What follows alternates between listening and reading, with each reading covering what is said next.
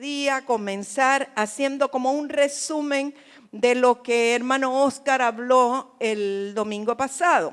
Yo no estaba, pero me comentaron sobre la palabra, entonces la comencé a ver y quiero hacer como un resumen y partir de allí. En primer lugar, voy a leer de nuevo Habacuc capítulo 3, verso 2. Lo tiene allí, sería importante que lo tenga para que usted lo lea juntamente conmigo.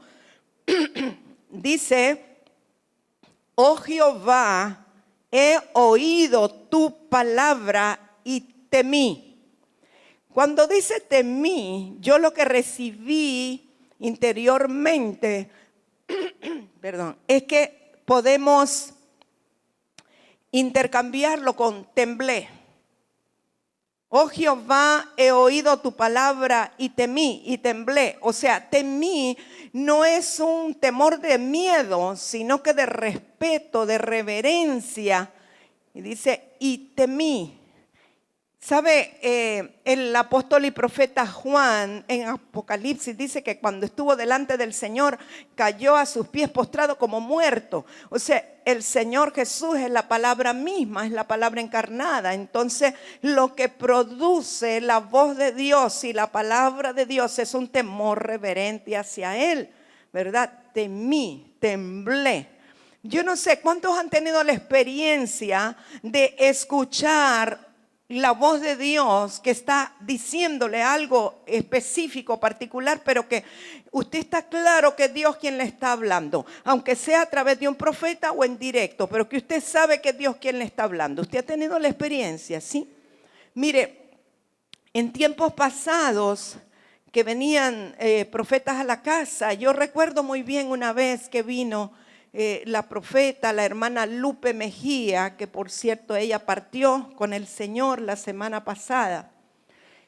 Y recuerdo todavía estábamos allá frente a Maprosa en la Champa de Manaca y yo notaba cuando era el Padre que me estaba hablando a través de ella. Y en una ocasión, y yo no entendía, pero me dijo así con una voz como de trueno. Estaba yo un poco lejos, ella estaba compartiendo y me llamó por mi nombre. Y yo ya sé, cuando me llaman por el nombre completo, por lo menos mis papás era que me querían llamar la atención, ¿verdad?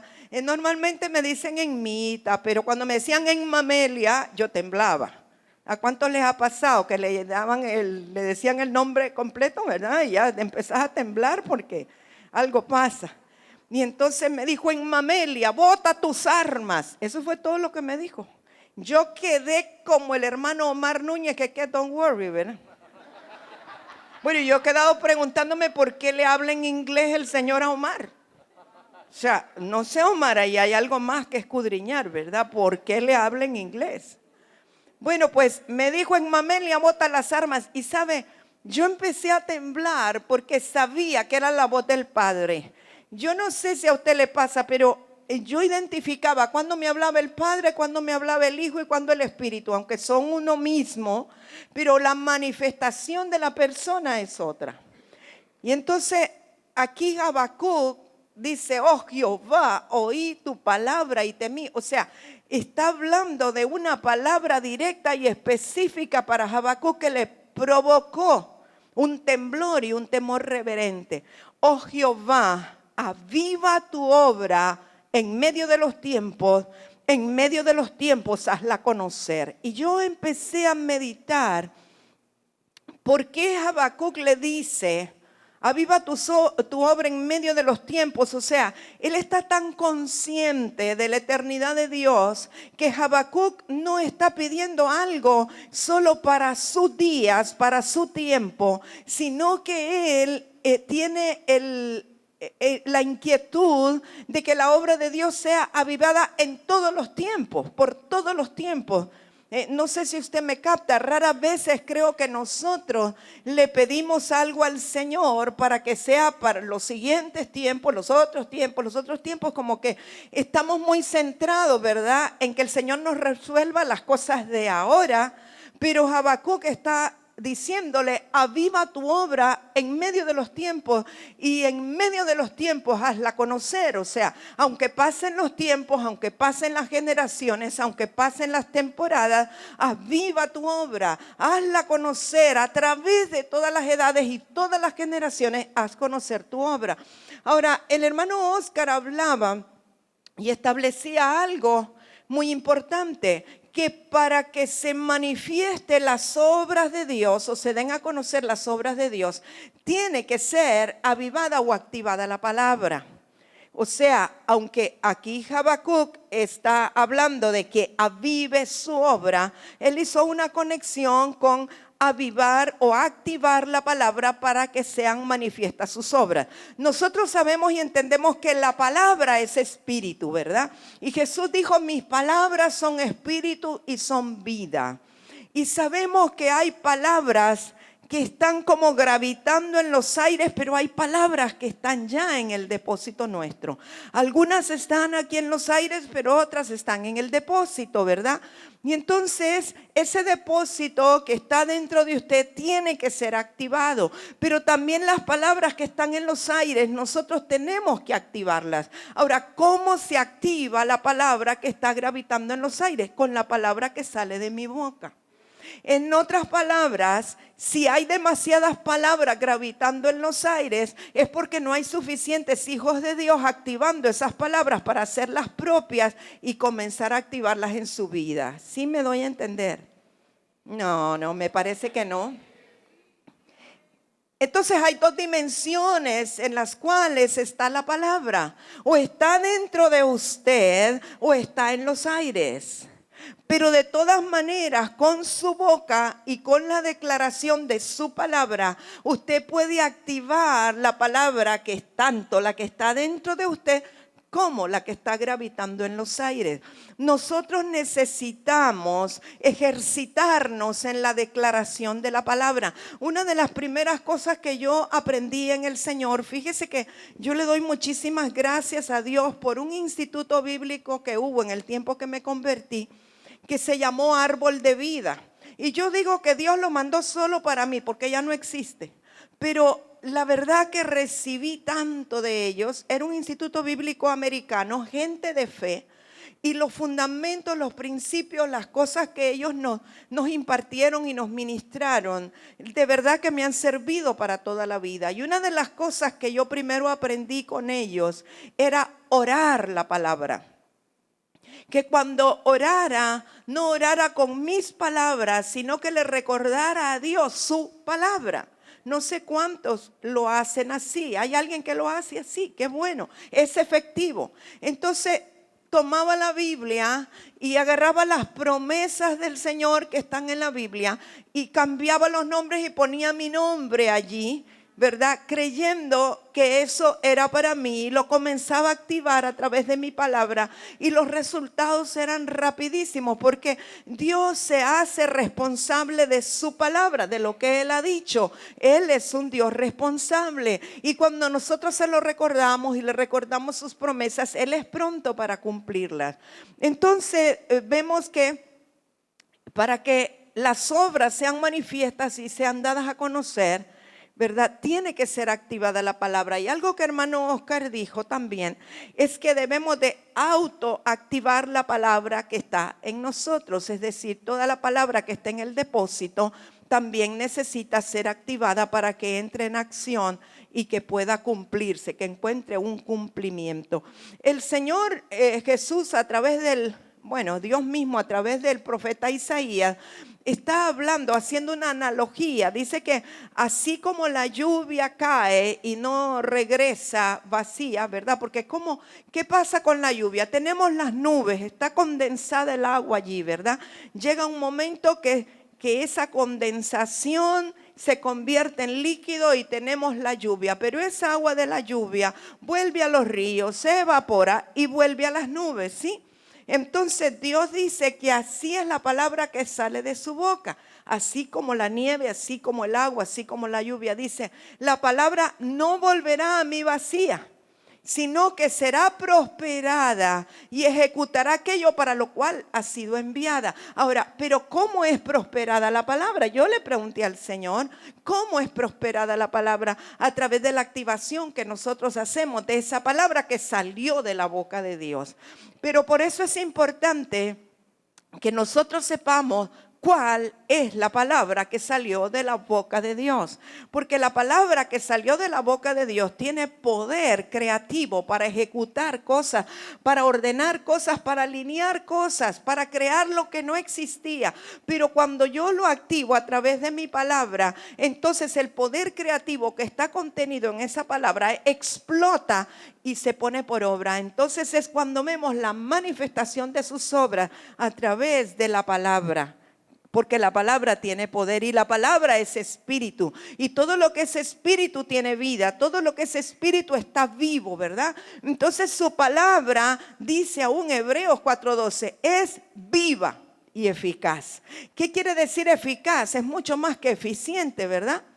Sí, entonces es viva y es eficaz. Es viva, y si está viva y es viva, tiene poder para generar vida. Todo lo que está vivo genera vida, ¿verdad? ¿Sabe que cuando yo estaba en la escuela, y me imagino que usted también, en la clase de ciencias naturales o de biología, nos enseñaban acerca de los seres humanos? Decía que el ser humano nace, crece, se reproduce y muere la flor. Entonces, qué triste, ¿verdad? Solo nace, crece, se reproduce y muere. Pero eso no es así espiritualmente hablando, porque dentro de nosotros hay una semilla de vida, una semilla que es eterna. Entonces nosotros no nacimos para morir, nacimos en esta tierra, pero somos eternos. Y hay un depósito de una palabra que Dios ha declarado y ha decretado a favor nuestro, que tiene un poder creativo para ejecutar aún las cosas que no hemos visto, pero que van a ser manifiestas cuando esa palabra entre en acción. Él también nos recordó algo que había dicho el apóstol Álamo, que la intercesión mantiene viva la palabra. Ahora, yo meditaba cómo la intercesión mantiene viva la palabra, y creo que también hay dos vías en esto. Cuando uno intercede, y si usted intercede en base a la palabra de Dios, como le decía hace un rato, que uno le está recordando al Señor su palabra, se está activando lo que Dios dijo. Pero también es cierto que cuando yo intercedo, lo hago con amor, y entonces la palabra que está en el depósito también se activa. Es decir, que en las dos dimensiones se activa la palabra a través de la intercesión. La intercesión es algo que tiene que ser dirigido por el Espíritu Santo, pero el Señor Jesucristo es el máximo intercesor. Él está a la derecha del Padre, pero aquí en la tierra el Espíritu Santo es el intercesor, y el Espíritu Santo está en nosotros. Y a través del amor de Dios en nosotros podemos orar, podemos interceder, pero siempre hagámoslo en base a su palabra, para que podamos ver la respuesta a la intercesión y que podamos activarnos nosotros mismos, pero que también las palabras que están en los aires puedan ser activadas. Y algo más que el hermano Oscar dijo, número 4 de las cosas importantes que yo pude captar, es que solo el que tiene el fundamento pone el fundamento, no el que tiene el llamado. Y entendemos que el fundamento es Cristo, y Cristo es la palabra. Entonces no estamos hablando de otro tema, estamos hablando de lo mismo. Ahora, ¿quiénes son los llamados a poner el fundamento? Bueno, Efesios 2:20 nos está hablando que apóstoles y profetas ponen el fundamento, que es Cristo. Cristo es el fundamento. Todos los ministros de Dios están llamados a poner el fundamento de su palabra, pero obviamente no se puede poner el fundamento de su palabra si no estamos cimentados y fundamentados en su palabra, o no tenemos la revelación clara de aquel que es el fundamento, esto es el Señor Jesucristo. Entonces, esto nada más es como resumiendo algo que habló hermano Oscar. y porque lo quiero vincular con lo que yo voy a hablar esta mañana. Y quiero que por favor vaya a Isaías 66. Voy a leer 3 versos nada más, pero en primer lugar leeré el verso 1 y 2.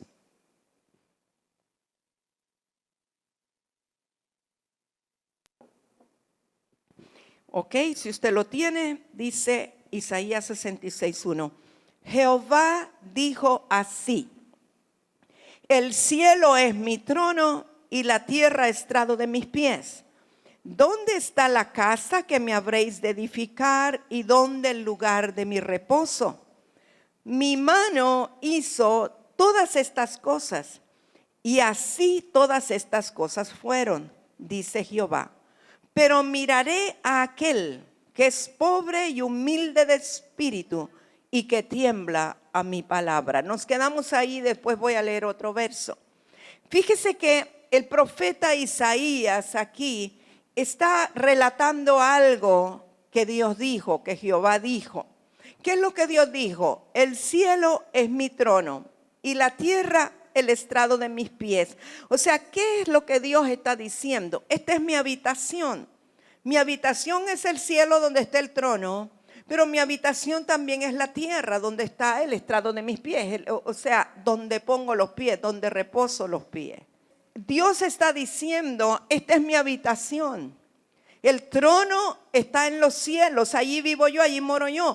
Pero mis pies, obviamente Dios no tiene cuerpo, no tiene pies, pero está hablando de una manera figurativa.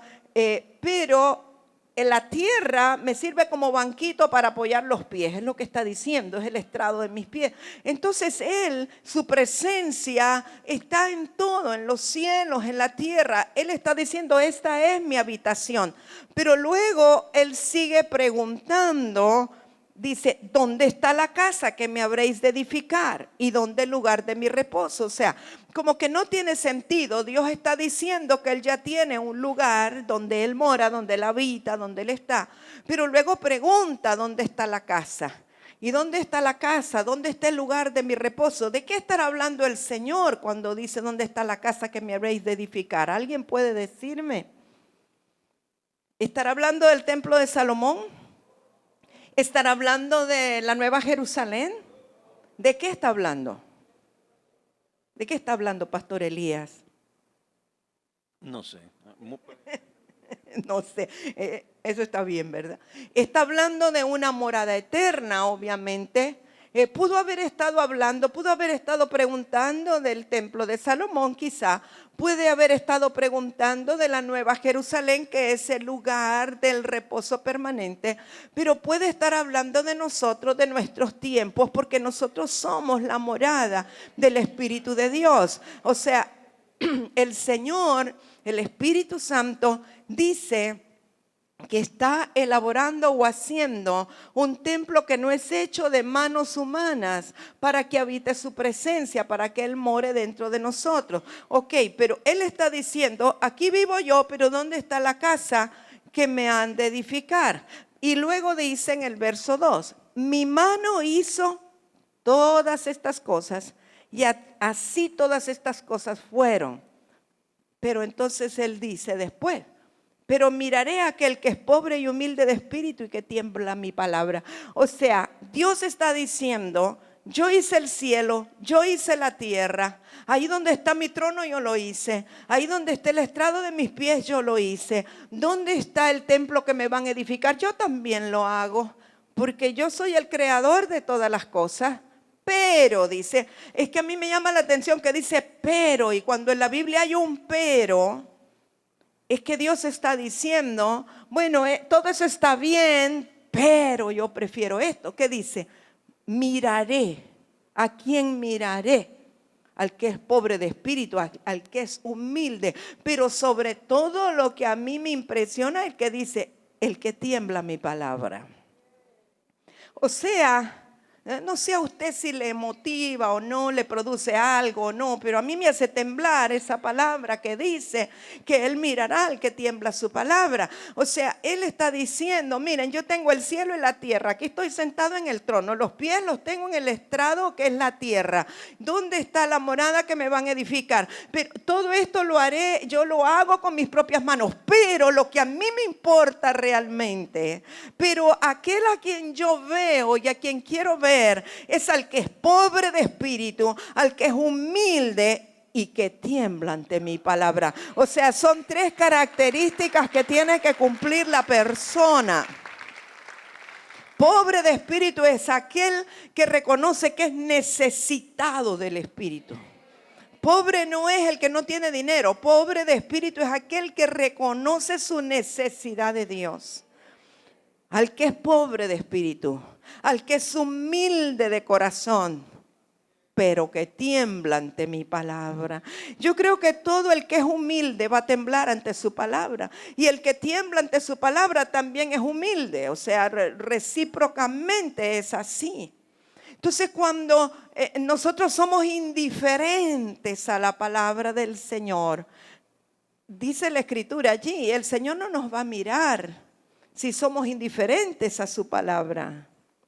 No nos mirará, pero Él mirará y buscará, como quien dice, el lugar de mi reposo será, porque esto lo dice después de la pregunta que Él hace. ¿Dónde está el lugar de mi reposo? Él mirará para encontrar su reposo en aquel, en el corazón, en el espíritu de aquel que tiembla su palabra. Mire, yo no sé si usted alguna vez ha tenido la experiencia de temblar ante su palabra. Sea la palabra escrita, sea la palabra hablada, sea la palabra por un profeta, o sea la palabra audible, no sé. Pero es una experiencia indescriptible. Y si usted nunca ha tenido la experiencia de temblar ante su palabra, yo creo que vale la pena pedirle al Señor. Señor, yo quiero ser humilde, yo quiero bajarme más. Yo quiero convertirme en un pobre de espíritu necesitado de tu verdad y que tu palabra provoque en mí un temblor reverente, un temor a tu presencia, que tu palabra conmocione todo mi ser. De una manera tal que yo entiendo que de ella viene la vida, que yo entiendo que de esa palabra se activará mi fe, que yo entiendo que tu palabra es sí y es amén, que yo pueda temblar ante ella. Que no sea un conocimiento solamente, que no sea como un libro de lectura, que no sea ni siquiera una recitación poética de algo que suena bien, sino que sepamos que es vida, que su palabra es vida.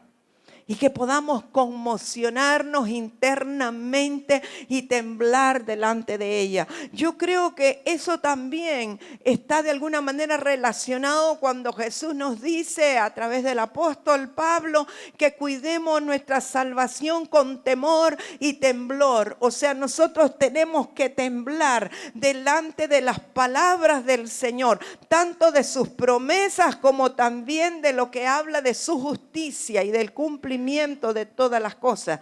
O sea, que aún antes de cometer un pecado, antes de negar al Señor, podamos tener tan fuerte la palabra morando en nuestro interior, que podamos temblar ante esa palabra y que no ofendamos al Señor por temor reverente a Él, porque su palabra nos hace temblar.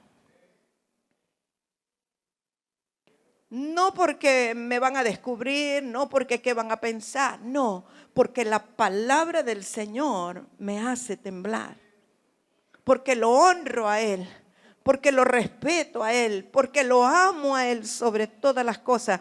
¿Sabe? Cuando nosotros no temblamos ante su palabra, nos volvemos livianos en nuestro diario vivir. Y las cosas las vamos viendo como que son sin importancia, no importa eso.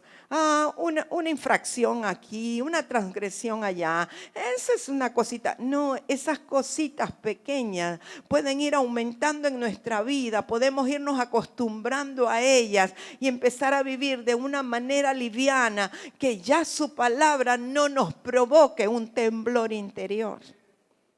Y la intención de Dios es que nos provoque un temblor, porque cuando nosotros temblamos ante su palabra, podemos tener la certeza que Él nos mirará y nos buscará para hacernos el lugar de su reposo. Amén. Entonces, si quizás nos hemos vuelto indiferentes, porque yo sé y aún lo he experimentado, que puede ser que cuando recién descubrimos al Señor, su palabra nos hace llorar, su palabra nos hace temblar, y después como que nos vamos acomodando y nos vamos acostumbrando, y después pasa el tiempo y ya no nos hace ni cosquillas su palabra. Es como que leamos una historia cualquiera. Entonces creo que tenemos que volver a ese tiempo, esa etapa en nuestra vida en que temblemos delante de su palabra. Que vuelva el temor de Dios a nosotros, a su casa. Que venga ese temor reverente ante el Señor, ante su palabra.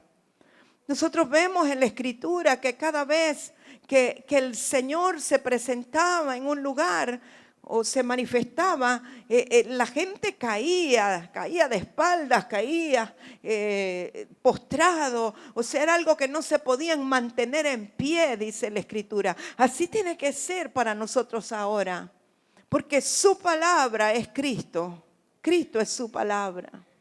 No es cualquier palabra. Es la palabra de Dios encarnada en el Señor Jesucristo. Y luego en el mismo Isaías 66, el profeta en el verso 5 dice, y me llama la atención: oíd palabra de Jehová, vosotros los que tembláis a su palabra. O sea, y luego dice, vuestros hermanos que os aborrecen y os echan fuera por causa de mi nombre, dijeron, Jehová sea glorificado, pero Él se mostrará para alegría vuestra y ellos serán confundidos. Entonces en el verso 5, el profeta Isaías está dando de parte de Dios una promesa, pero es una promesa específica. Dice que Jehová será glorificado y que ellos tendrán alegría, pero los enemigos serán confundidos. Pero es una palabra específica. ¿Para quiénes? Para los que tiemblan a su palabra. O sea, no es para todos. Dice, oíd palabra de Jehová, solo vosotros los que tembláis a su palabra. Qué tremendo, ¿no? O sea que hay muchas promesas en la Escritura, pero no son genéricas. Son para aquellos que tiemblan ante su palabra.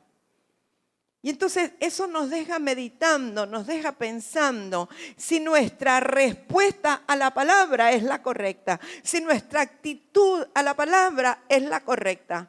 Yo recuerdo cuando en un tiempo nos visitaba el apóstol Byron Walter.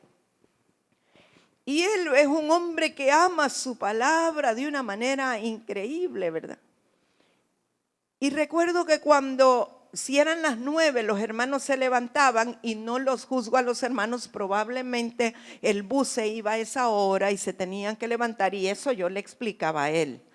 Pero cuando veía que los hermanos se levantaban para irse antes de que él hubiera terminado, él entraba en una tristeza profunda. Me decía, mija, es que no aman la palabra. O sea, no era porque él estaba predicando, sino que él pensaba, y no digo que haya sido así, que no había un amor por la palabra del Señor. Entonces, nosotros necesitamos aprender a responder a su palabra. Y no estoy hablando de cosas externas, estoy hablando del corazón. Cada palabra, y miren que aquí ha habido palabra, pero cada palabra que es declarada, que es predicada, que es enseñada, que usted sabe que es la palabra de Dios, en nosotros tiene que haber una respuesta y una reverencia a esa palabra. Y no solo el día de la predicación, sino que quizá toda la semana está rumiando la palabra y cada vez que la veamos y la leamos y la escuchemos, temblar ante su palabra. Es la palabra del Señor. No mire el portavoz, sino que entienda que es la palabra del Señor. ¿Sí? Porque eso nos traerá segura recompensa. Vaya a Isaías 43. Esta es una escritura que el Espíritu de Dios me la dio para ustedes esta mañana, para esta congregación, este día y esta mañana. Y sé que es una escritura que quizá hemos leído, hemos visto muchas veces, y no solo es para ustedes, también para los que están viendo por internet o que en algún momento van a ver el video. Es una palabra que está llena de promesas, pero que voy a lanzarla y a hablarla y a declararla, creyendo que los que tiemblan ante su palabra, hoy la van a hacer suya, hoy van a poder apropiarse de ella. Y estoy creyendo y declarando y profetizando que se cumplirá de esta manera. Isaías 43, desde el verso 1 al 8 vamos a leer. Ahora así dice Jehová, creador tuyo, oh Jacob. Si usted puede, subraye creador. Y formador tuyo, oh Israel. Subraye formador, por favor. No temas, porque yo te redimí, te puse nombre, mío eres tú. Cuando pases por las aguas, yo estaré contigo. Y si por los ríos, no te anegarán. Cuando pases por el fuego, no te quemarás, ni la llama arderá en ti. Porque yo, Jehová Dios tuyo, el Santo de Israel, soy tu Salvador. A Egipto he dado por tu rescate, a Etiopía y a Seba por ti. Porque a mis ojos fuiste de gran estima, fuiste honorable y yo te amé. Daré pues hombres por ti y naciones por tu vida.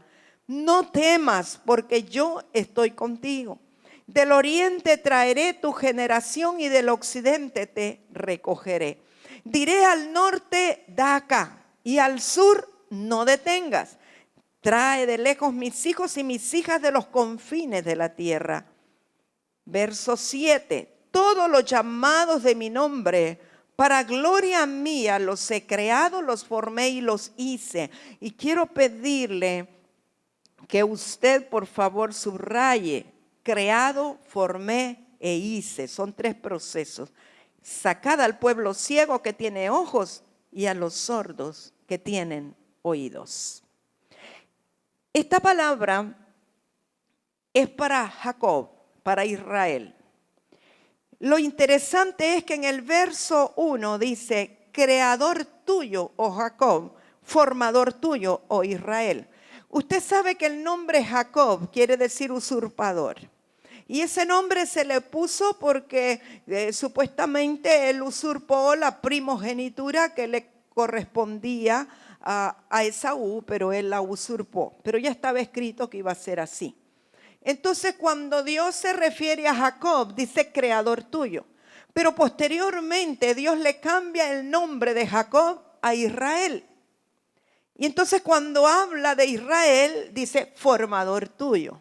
O sea que Dios lo creó como Jacob, pero luego lo formó como Israel. Son 2 procesos. Nosotros vemos que a través de las Escrituras, muchos de los hombres de Dios, Dios les cambia el nombre. Porque el nombre es identidad, el nombre es naturaleza, el nombre es carácter. Y a veces el nombre no representa el llamado. Y Dios hace un proceso formativo y le cambia nombre. Y no sé qué viene primero, si la formación interior o el cambio de nombre. Y el nombre determina identidad y naturaleza y carácter. Por eso es tan importante qué nombre le ponemos a nuestros hijos. ¿Cómo los llamamos? ¿Cómo los nombramos? En una ocasión una hermana me dijo, estoy embarazada, voy a tener una niña. No es de acá la hermana.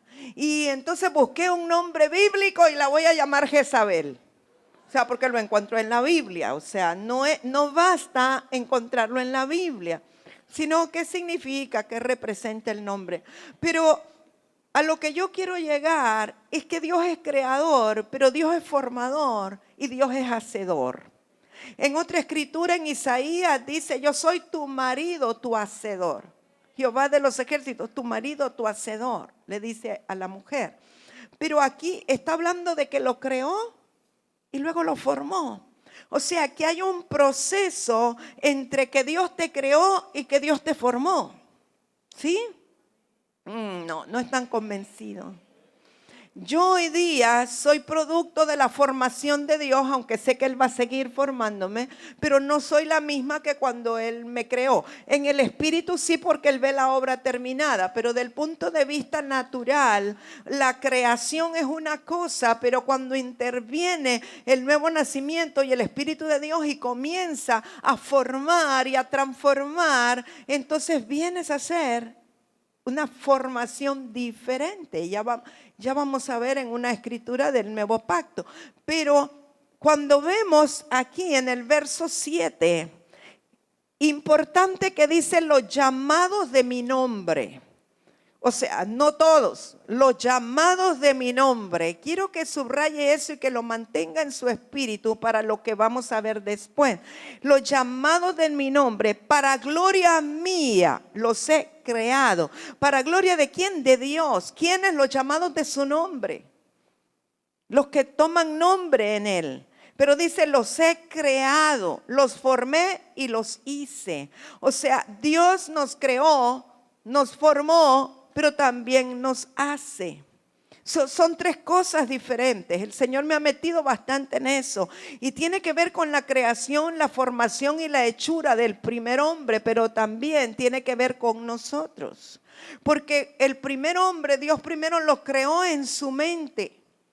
Él lo creó y visualizó cómo iba a hacerlo. Luego lo formó del polvo de la tierra. Pero cuando le sopló aliento de vida fue que lo hizo. Entonces es un proceso triple en la creación, formación y hechura del primer hombre, pero tiene mucho más que ver, tiene que ver con nosotros en el nuevo nacimiento. Pero en el verso 8, que está vinculado con el 7, dice: sacad al pueblo ciego que tiene ojos y a los sordos que tienen oídos. O sea, amados, que hay ciegos con ojos y ciegos sin ojos. Y hay sordos con oídos y sordos sin oídos. Solo dos me dicen amén. Me parece que le estoy hablando a una iglesia que no es la mía. Vuelvo y digo, de acuerdo a ese verso, hay ciegos con ojos y hay ciegos sin ojos, y hay sordos con oídos y sordos sin oídos. Pero Dios da una instrucción a quienes son los que hay que sacar. A los que sí tienen ojos. O sea, que no estén perdiendo el tiempo en tratar de sacar a los que no tienen ojos. Ahora, hay ciegos que tienen ojos, pero sus ojos están ciegos, están cerrados. Pero la palabra nos dice en Isaías 61 que venimos, y Jesús vino y nosotros, a darle vista a los ciegos. No solo está hablando en el plano natural, está hablando de una dimensión espiritual. Hay algunos que nunca van a mirar porque no tienen ojos.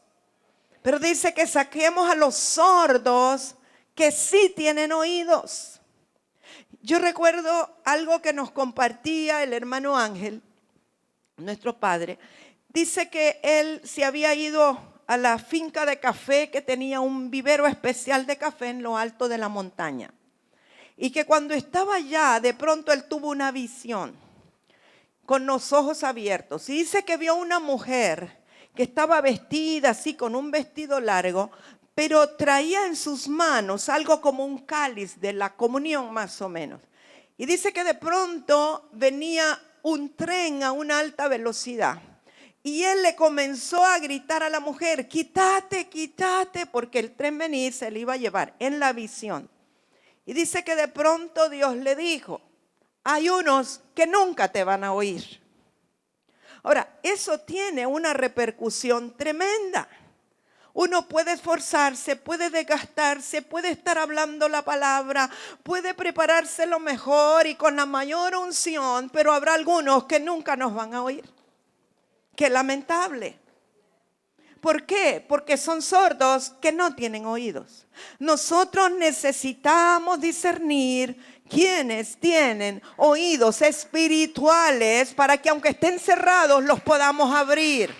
Que podamos decir, Efata, se abre el oído para que oigan la voz de Dios.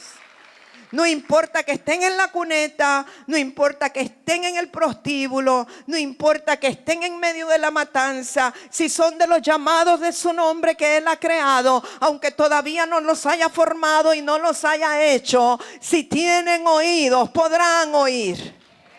Amén. Se nos tiene que activar el discernimiento. Usted no se imagina cuántas veces yo le pregunto al Señor por las noches, Padre, dime, ¿debo seguir sembrando la palabra en tal ciudad? ¿Debo seguir en tal país? Dime dónde están los que tienen ojos y los que tienen oídos. Porque no me voy a seguir desgastando en lugares donde hay gente sin ojos y sin oídos. Necesitamos ser efectivos en el trabajo del Señor. Necesitamos discernir a quiénes vamos a sacar. Pero quiero que esta mañana, si usted es de los que tiembla su palabra, que usted se centre en el verso 2. De pronto lo que le acabo de decir era para mí, no para usted. Usted me perdona. Pero lo que está en el verso 2, yo sí creo que es para usted.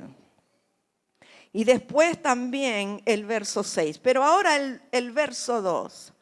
Quiero que usted lo tome para usted y diga, ponga su nombre allí. No va a decir cuando pase, sino cuando yo, fulano, pase por las aguas, ¿verdad? Cuando yo, Aldo, pase por las aguas, Él estará conmigo.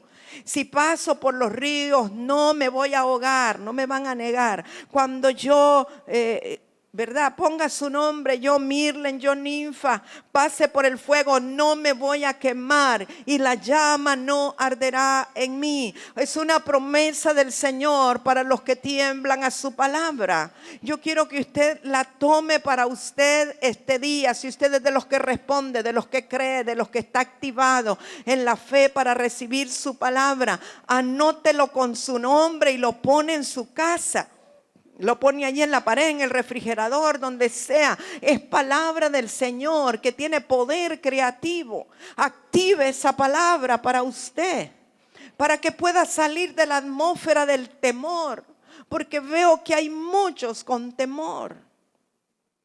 Temor del mañana, temor de lo que viene, temor del futuro, temor de lo económico, temor de la escasez, temor de la enfermedad. Pero cuando sabemos que esa palabra es sí y es amén, es de Dios, es para mí, tiene poder creativo, es espíritu, es vida, yo la activo con mi propia palabra. Y cuando se activa esa palabra dentro de mí, usted si quiere memorícesela hasta que sea carne dentro de usted y la comienza a activar con su misma palabra, usted va a ver manifestadas las obras de Dios que tienen que ver con esto. Y vamos a ir saliendo de la atmósfera del temor para entrar a la atmósfera de la fe. Yo quiero que hagamos algo proféticamente en torno al verso 6, perdón. Quiero que se ponga en pie un momentito, por favor. ¿Todos saben dónde está el norte? Allá está el norte, ¿verdad? Entonces todos, así como están viendo al norte, le van a decir, da acá, o sea, que venga la plata. No se refiere a los dólares de Estados Unidos, ¿verdad? Que vienen del norte, no. Vamos a decir en términos generales, como dice la Escritura, porque cuando esto se escribió estaban posicionados en Israel. Está hablando de puntos cardinales. Le vamos a decir al norte, da acá, y después nos vamos a dar vuelta hacia el sur y le va a decir, no te detengas en bendecirme, ¿verdad? Vamos a creer que proféticamente, porque Dios me dijo que esta palabra era para nosotros, para esta congregación y para los que están conectados este día. Vamos a creer que si usted cree y usted es de los que tiembla ante su palabra, vendrá una provisión extraordinaria, sobrenatural, del norte o del sur, pero que viene para resolver situaciones en las cuales veo que muchos han estado batallando. Pero usted tiene que creer y temblar ante su palabra. Si usted no cree, no va a pasar nada, la obra no se va a manifestar. Tiene que ser activada la palabra. Así que viendo al norte, le vamos a decir: norte, da acá. Vuélvaselo a decir 3 veces: norte, da acá.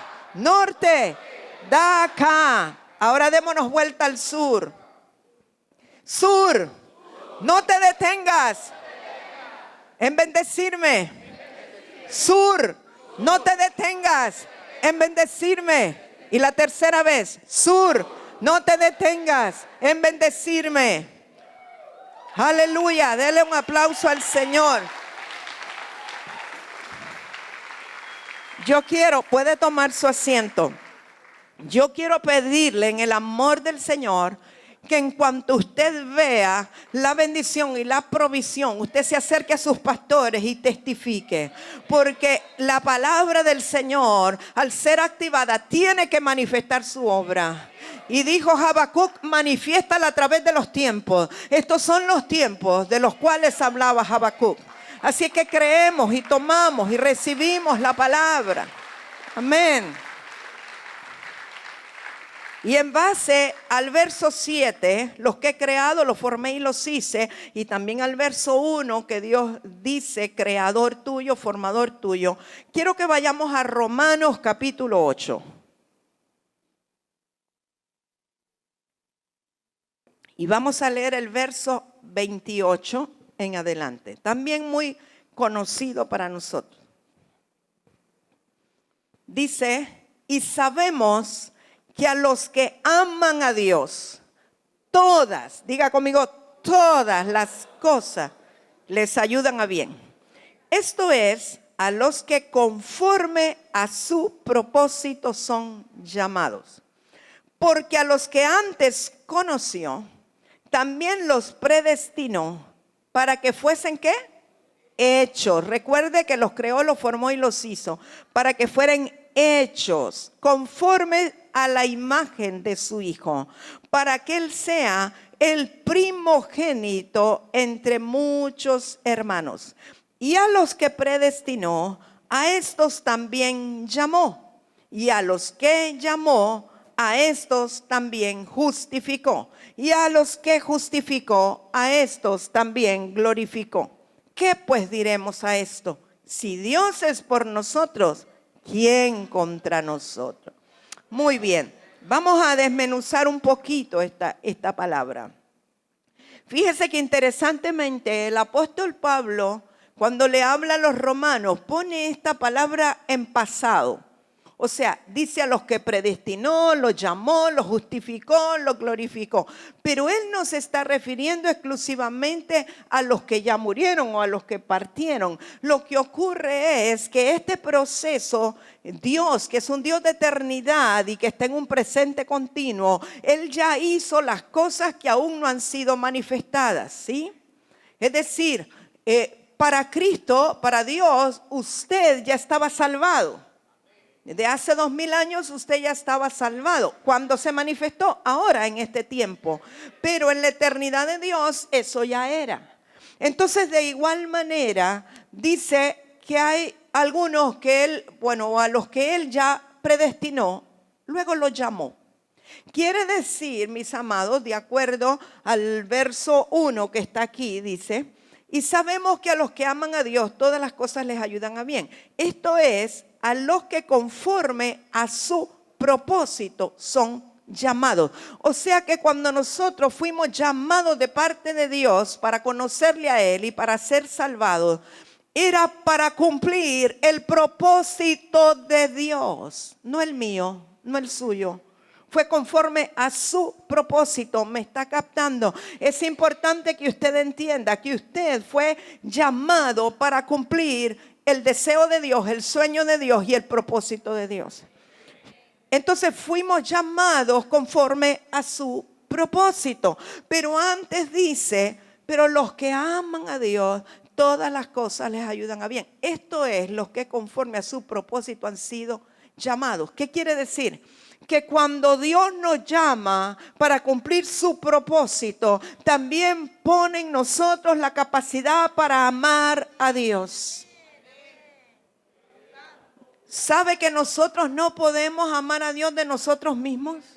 O sea que nuestra carnalidad no tiene la capacidad de amar a Dios. 3 me dicen así es y los demás quedan pensando. Nosotros carnalmente, humanamente, el hombre viejo, el primer Adán, no tiene capacidad para amar a Dios. Pero cuando Dios nos predestinó, nos llamó para cumplir su propósito, conforme a su propósito. Y si nos llamó para cumplir su propósito, en ese llamado venía implícito la capacidad en nosotros para amar a Dios.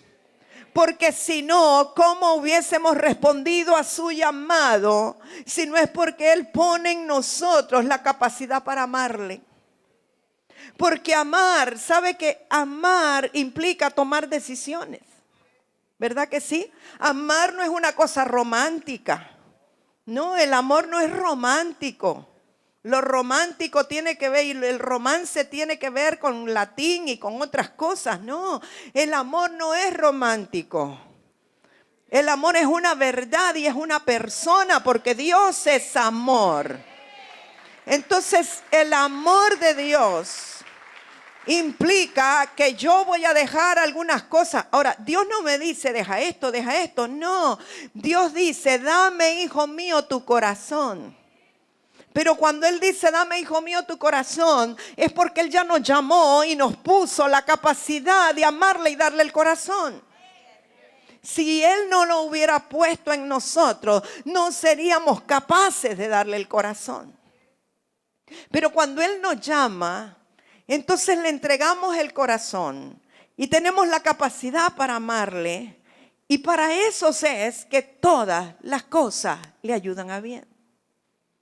No es a los que están sentados en la iglesia pero no aman a Dios. Es para los que lo aman sobre todas las cosas. Pero aún eso no es por nuestro gusto ni porque podamos humanamente, sino porque el Señor puso en nosotros su amor para poder amarle. Y porque Él nos llamó de una manera tal que no podíamos rehusarnos. No había forma posible de decirle no. ¿Sabe cuando Jesús anduvo en la tierra de Israel y llamó a los discípulos? Si usted mira, es impresionante. Él solo decía, ven y sígueme. Y aquellos dejaban las redes, dejaban los barcos, dejaban todo. Y ahí vamos, ven y sígueme. Y Mateo dejó la mesa allí llena del dinero que cobraban los impuestos y lo siguió. ¿Por qué? Porque es un amor tan magnético, es un amor tan poderoso que ni siquiera lo pensamos. En el momento que Dios nos llama, no nos ponemos a pensar, ay, ¿qué es lo que voy a tener que dejar? No, ven y sígueme y ahí voy. Es un amor que no puedo rehusar, no puedo rechazar. Porque Él me pidió el corazón. Y después en el camino, ese amor nos capacita para renunciar a aquello que no le agrada a Dios ni me conviene a mí. Y entonces comienzo a seguir sus pisadas y a hacer lo que Él quiere. Ay, que me cuesta perdonar, pero por amor a Él lo haré. Y Él me pone la capacidad para perdonar. Que soy impaciente, pero por amor a Él, Él formará paciencia en mí. Y voy a esperar a aquellos que son lentos. Y no voy a juzgar, me voy a gozar. O sea, el amor de Dios te capacita para hacer aquellas cosas que humana y naturalmente no puedes.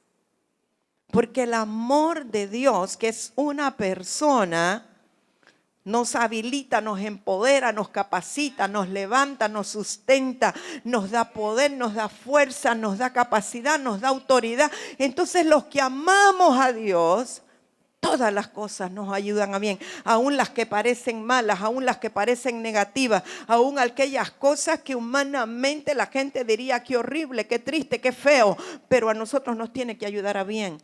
Sabemos y confiamos que Dios mete su mano y torna todo para bendición, aunque aparente y naturalmente haya sido mal. Y quizá con la cabeza no lo entendemos, pero hay una confianza, hay una fe y hay una seguridad en el corazón que solamente proviene del Señor. Entonces a los que Él predestinó, Él los llamó y los capacitó para amarlo. Y entonces el apóstol Pablo lo dice todo en pasado. Aquellos que llamó, también justificó. ¿Qué quiere decir? Lo justificó porque Cristo fue nuestra justicia y entonces nuestro espíritu fue regenerado, fue justificado.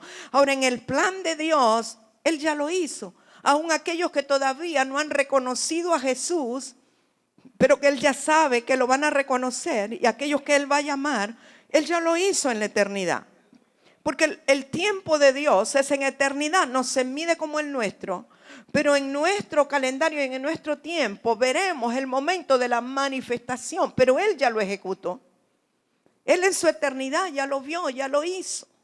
Entonces dice que a los que justificó, también glorificó, ¿verdad? Así lo dice en el verso 30. A los que predestinó, a estos también llamó. A los que llamó, a estos también justificó. Y a los que justificó, a estos también glorificó. ¿Qué es glorificar? Tiene que ver con el tiempo postrero, cuando vamos a tener cuerpos glorificados. No este cuerpo corruptible, no este cuerpo humano. Ahora, usted está vivito aquí, usted está sentadito ahí, tiene un cuerpo natural, pero ya en la eternidad de Dios, ya usted fue justificado. Usted puede tener la seguridad, la certeza de que si Dios lo llamó y lo justificó, a usted ya lo glorificó, que se va a manifestar en el tiempo postrero, pero usted ya está glorificado. Entonces, a esos son los que todas las cosas les ayuda a bien. Ahora, dice aquí que quiero vincularlo con lo que leímos de Isaías en el verso 29, porque a los que antes conoció, y eso somos todos nosotros, nos conoció antes, aunque vivamos ahora, también los predestinó. ¿Para qué? Para que fuesen hechos conformes a la imagen de su Hijo, con H mayúscula. O sea, que una vez que Él nos escogió, una vez que Él nos llamó, también Él ya nos predestinó para ser hechos conforme a la imagen de Jesús. Ahora, usted se ve, y no hablo de verse naturalmente, ve sus actitudes, ve sus errores, ve sus desaciertos, ve sus malas respuestas, sus pensamientos y todo. Y dice, yo estoy bien lejos de estar como Jesús. Pero el Padre no lo ve así. El Padre te ve que ya estás hecho conforme a la imagen del Hijo. Porque Dios vive en eternidad y Él mira su obra perfecta, su obra completa. Y nos dice a través del apóstol Pablo, porque aquel que comenzó la buena obra en mí la perfeccionará. Él mira tu corazón. Entonces Él te mira hecho a la imagen de Cristo. A través del Señor Jesucristo nosotros somos cubiertos con su sangre. Y el Padre no ve nuestras debilidades ni nuestras imperfecciones. Ve la naturaleza del Hijo en nosotros. Por eso, mi amado, el hermano que usted tiene al lado está cubierto de la naturaleza de Cristo. Dice que si alguno está en Cristo, de Cristo está revestido, en Cristo está bautizado, está revestido de Cristo. Aunque usted lo vea negrito, lo vea flaquito, lo vea gordito, como quiera que lo vea, si es su hermano, Cristo está allí. Allí está Cristo porque Él lo llamó para hacerlo, para formarlo, para hacerlo que esté hecho conforme a la imagen del Hijo y no una imagen natural, porque ninguno que yo sepa tiene una fotografía de Jesús.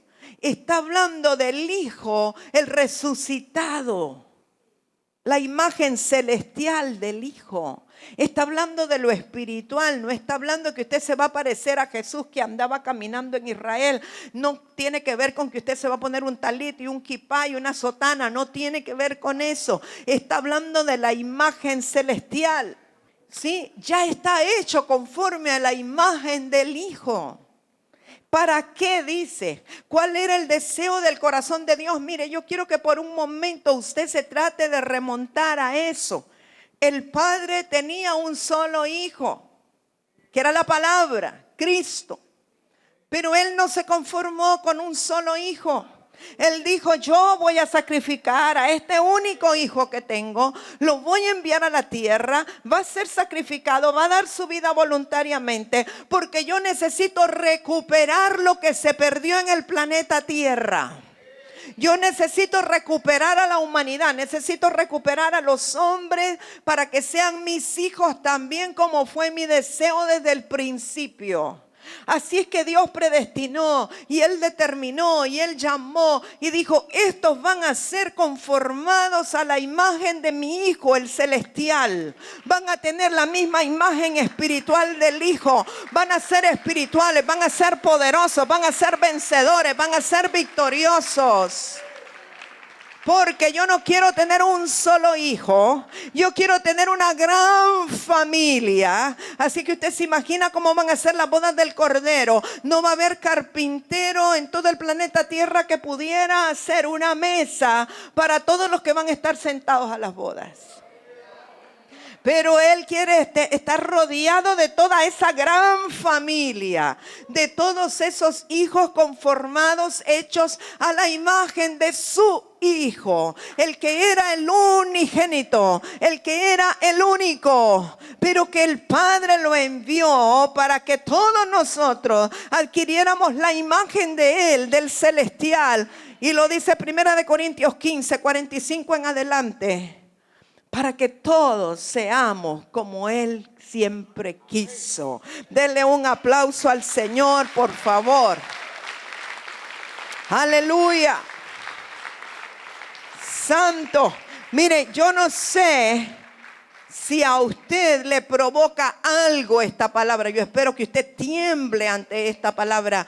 Pero el solo hecho de meditar y pensar que su destino pudo haber sido el fuego del infierno, pero no lo es. Y usted está aquí hoy por la pura misericordia del Señor. Estamos aquí por la misericordia del Señor. Él nos miró. Él tuvo compasión y misericordia de nosotros. Y dijo, lo voy a llamar, lo voy a justificar, lo voy a glorificar. Quiero que esté aquí conmigo.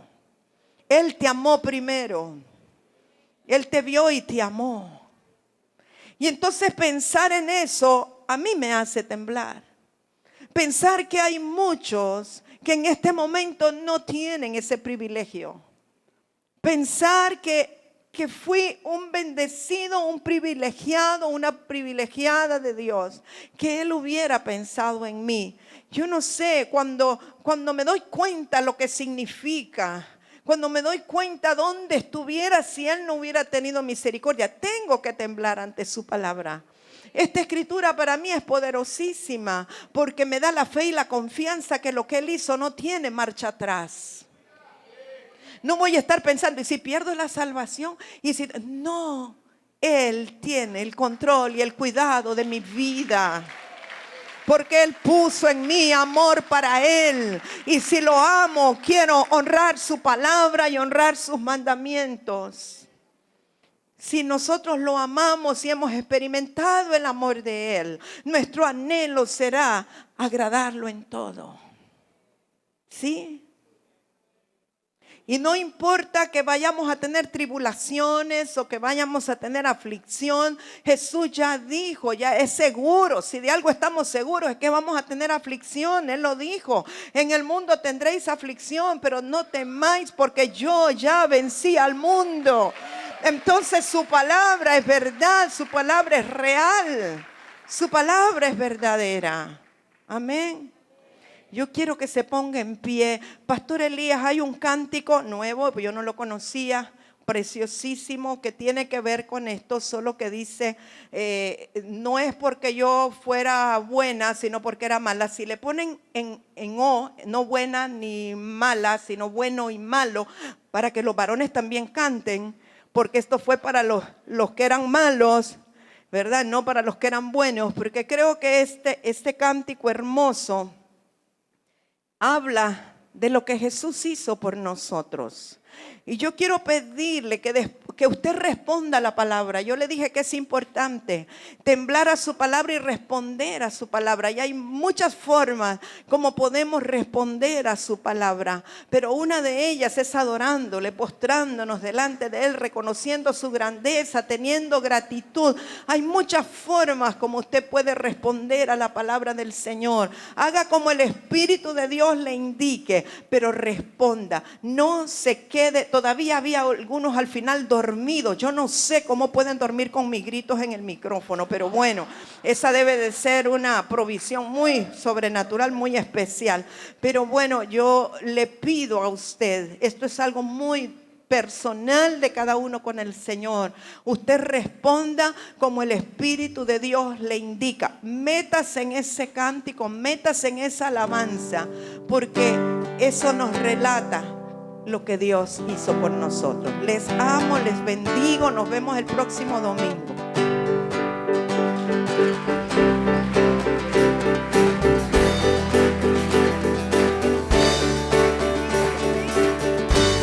No podía ver ni podía entender tanto amor en esa cruz.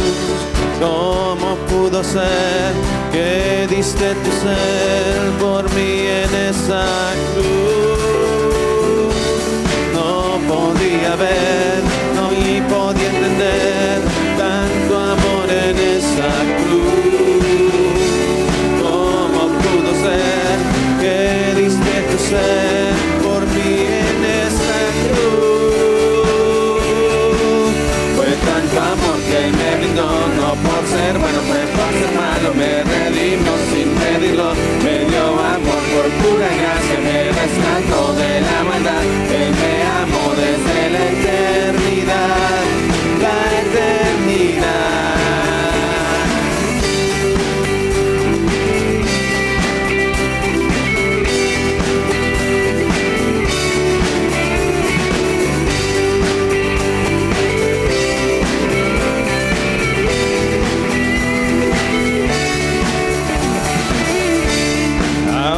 Puedo ver y puedo entender cómo me amaste tú. Te entrego mi ser y ahora quiero ser como Jesús. Ahora puedo ver y puedo entender cómo me amaste tú. Te entrego mi ser y ahora quiero ser como Jesús. Fue tanto amor que me brindó, no por ser bueno, fue por ser malo, me redimió sin pedirlo, me dio amor por pura gracia, me rescató de la maldad, Él me amó desde la eternidad, la eternidad.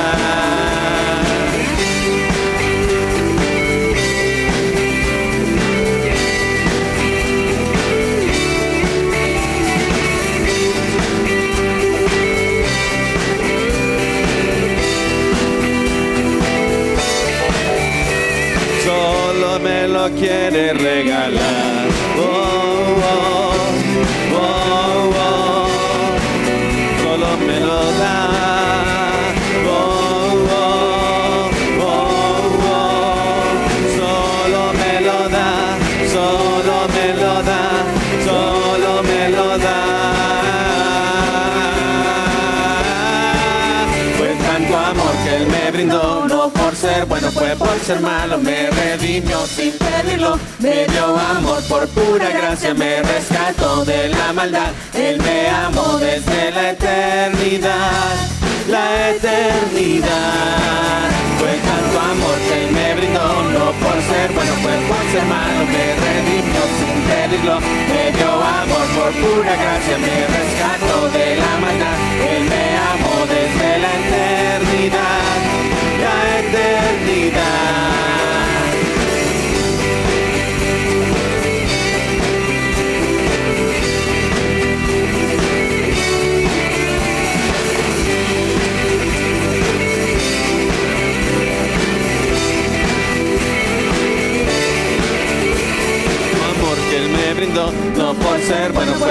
ser malo, me redimió sin pedirlo, me dio amor por pura gracia, me rescató de la maldad, Él me amó desde la eternidad, la eternidad.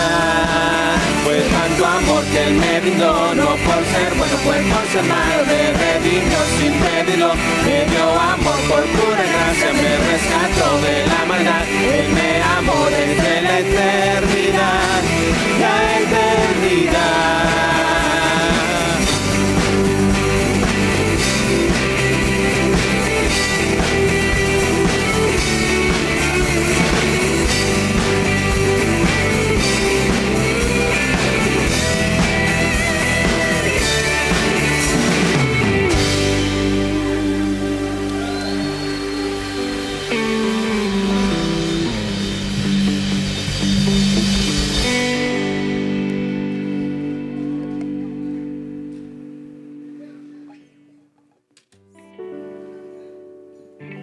Amados del Señor, hemos sido muy bendecidos esa mañana, y mientras mamá compartía la palabra viva y eficaz, muchas veces se nos hace tan difícil poder amar con el verdadero amor que es Cristo en nuestros corazones. Y yo decía, Señor, cuando en 1 Corintios 13 dice: el amor nunca deja de ser, pero las profecías se acabarán y cesarán las lenguas, y la ciencia acabará, porque en parte conocemos y en parte profetizamos. Mas cuando venga lo perfecto, entonces lo que es en parte se acabará. Pero quiero centrarme en el versículo 4 o 5. El amor es sufrido, es benigno, el amor no tiene envidia, el amor no es jactancioso, no se envanece, no hace nada indebido, no busca lo suyo, no se irrita, no guarda rencor, no se goza de la injusticia, mas se goza de la verdad. Todo lo sufre, todo lo cree, todo lo espera y todo lo soporta. Amados, ese es el amor. Ese es el amor con el cual el Señor espera que nosotros amemos, porque ya está en nosotros. Y muchas veces pensamos o decimos, pero no, ¿cómo voy a amar? ¿Cómo voy a perdonar? Pero ese es el amor que está ahora en nosotros, y todo lo podemos perdonar porque Él está en nosotros, y su amor desde la eternidad, Él nos amó. Ahora nosotros podemos manifestar ese amor. No hay nada que no podamos perdonar. Los bendigo, amados.